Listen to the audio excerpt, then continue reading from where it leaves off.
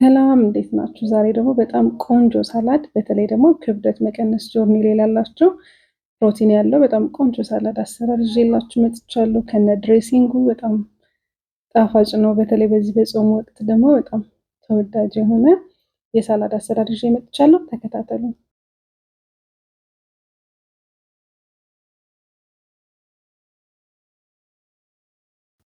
ከዛ ወደ ዝግጅት ስገባ እዚህ ጋር የሚያስፈልጉኝን ነገሮች በሙሉ ቀድሜ አዘጋጅቻለሁኝ። እዚህ ጋር አፕል ሳይደር ቬንገር ወይም አቼቶ አለ። ከዛ ሁሉም ያው በጥሬ የሚበሉ ስለሆኑ ወደ መክተፍ እንሄዳለን።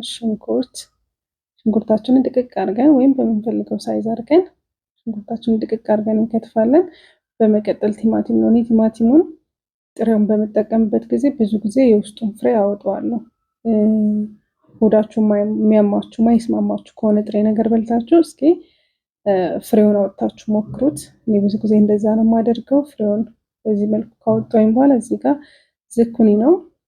እሳት ማስነካት ይቻላል፣ ግን በጥሬውም ቢሆን እኔ ስለምወደው አደርጋለሁኝ። በዚህ ፋንታ እናንተ ኪያር መጠቀም ትችላላችሁ። ቤት ውስጥ ያላችሁን ማንኛውንም በጥሬ መበላት የሚችል አትክልት መጠቀም ትችላላችሁ። ከዛ እዚህ ጋር የውጭውን ሰላጣ ነው የተጠቀምኩት። እናንተ ያላችሁን በቅርባችሁ የምታገኙትን የሰላጣ አይነት መጠቀም ትችላላችሁ። ከዛ ቃሪያ አረጋለሁ። ቃሪያ እንደ ፍላጎታችሁ መጨመር ትችላላችሁ፣ ግን በኋላ ድሬሲንጉ ላይም ስለሚኖረው የሚያቃጥል ሶስ ስለሚሰራ ቃሪያ አንድ ፍሬ ብቻ ነው የተጠቀምኩት። በመቀጠል ወደ ማዘጋጁበት ቦል ላይ ሁሉንም የከተፍኳቸውን ጨምራለሁ ተራ በተራ። በጣም ቀላል በጣም ፈጣን ነው። ከዛ ካሮት አረጋለሁ። ቀይ ስር ካላችሁ እሱንም ማድረግ ይቻላል። ከዛ እዚህ ጋር ግማሽ ድንች አረጋለሁ። ድንቹ ትልቅ ስለነበር ግማሽ አረጋለሁ። እዚህ ጋር ድንች ታውቃላችሁ ካርቦሃይድሬት አለው፣ ስለዚህ እሱን አደርጋለሁኝ።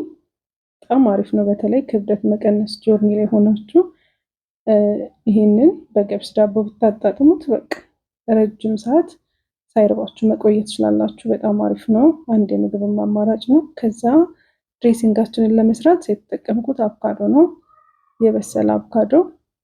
እሱን እንዲመቸኝ አድርጌ ወደ መፍጮ ለመገልበጥ እንደዚህ ቅርጽ ሰጠዋለሁ። ድሬሲንጉን ትታችሁ ዝም ብላችሁ አቮካዶን መጨመር ይቻላል፣ ግን በጣም ቴስቱን ያሳምርልናል። ብዙ ጊዜ ሳላድን ከሚያጣፍጥልን ነገር አንዱ ድሬሲንግ ነው። ስለዚህ አቮካዳችንን እንጨምራለን። ጾም ካልሆነ እናንተ ጋር እርጎ ማድረግ ትችላላችሁ። ከዛ እዚህ ጋር ሚጥሚጣ፣ ቆንዶ በርበሬ እና ኮረሪማን ያደረኩት እና ነጭ ሽንኩርት ጨምሬያለሁ።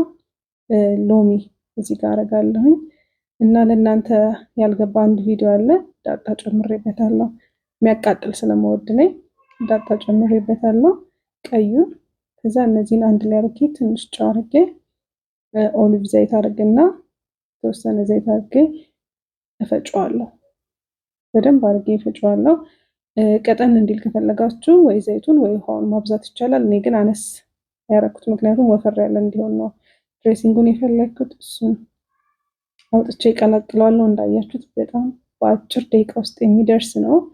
ሁላችሁም ሰርታችሁ ሞክሩት። ለቻናል አዲስ ከሆናችሁ ቻናሉን ሰብስክራይብ፣ ቪዲዮውን ደግሞ ላይክ በማድረግ ቀጥሉ።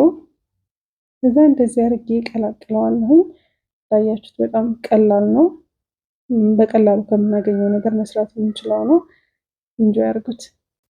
እዛ እሱን አዘጋጅቼ ከጨረስኩኝ በኋላ ዳቦ የገብስ ዳቦ አለኝ እዚህ ጋር ፍሪዝ ስለነበር ትንሽ ቶስት ሳይሆን ሞቅ ነው ማድረገው።